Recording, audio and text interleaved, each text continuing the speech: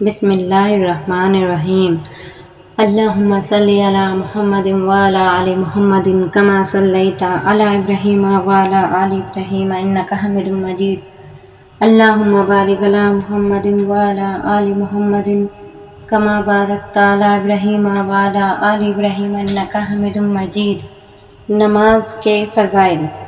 حضور اقدس صلی اللہ علیہ وسلم کا ارشاد ہے کہ جب نماز کا وقت آتا ہے تو ایک فرشتہ اعلان کرتا ہے کہ اے آدم کی اولاد، اٹھو اور جہنم کی اس آگ کو جسے تم نے گناہوں کی ہدایت اپنے اوپر جلانا شروع کر دیا ہے بجھاؤ۔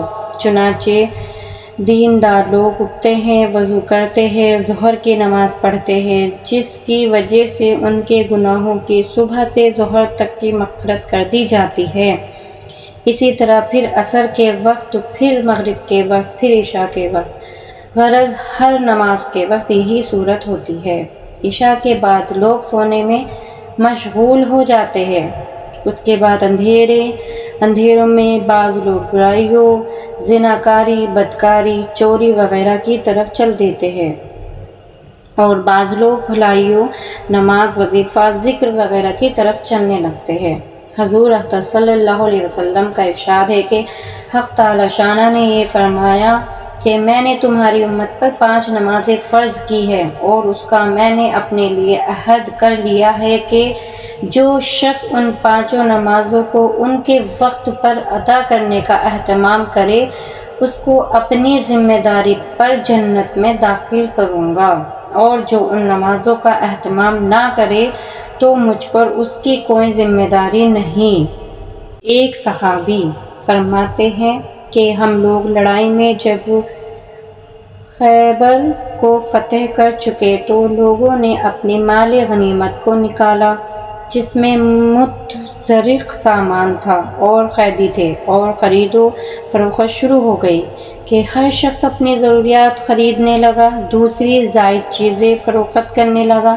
اتنے میں ایک صحابی رضی اللہ تعالیٰ عنہ حضور اقدس صلی اللہ علیہ وسلم کی خدمت میں حاضر ہوئے اور عرض کیا، یا رسول اللہ صلی اللہ علیہ وسلم، مجھے آج کی اس تجارت میں اس قدر نفع ہوا کہ ساری جماعت میں سے کسی کو بھی اتنا نفع نہیں مل سکا۔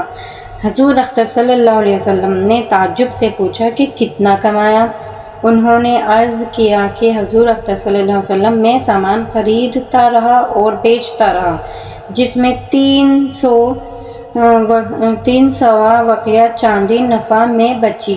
حضور اقدس صلی اللہ علیہ وسلم نے ارشاد فرمایا، میں تمہیں بہترین نفع کی چیز بتاؤں؟ انہوں نے عرض کیا، حضور اقدس صلی اللہ علیہ وسلم ضرور بتائیں۔ ارشاد فرمایا کہ فرض نماز کے بعد 2 رکعت نفل پڑھا کرو۔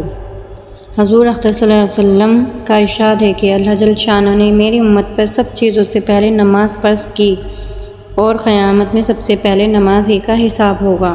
نماز کے بارے میں اللہ سے ڈرو، نماز کے بارے میں اللہ سے ڈرو، نماز کے بارے میں اللہ سے ڈرو 3 بار کہا۔ آدمی کے اور شرک کے درمیان نماز ہی حائل ہے۔ اسلام کی علامت نماز ہے۔ جو شخص دل کو فارغ کر کے اور اوقات پر مستجات کی رعایت رکھ کر نماز پڑھے وہ مومن ہے۔ حق تعالی شانہ نے کوئی چیز ایمان اور نماز سے افضل فرض نہیں کی ہے۔ بے شک اللہ پاک ہم سب کو بھی پکا سچا صحیح معنوں میں نمازی بنائے اور ہمیں نماز پڑھنے کی توفیق عطا فرمائے۔ آمین ثم آمین۔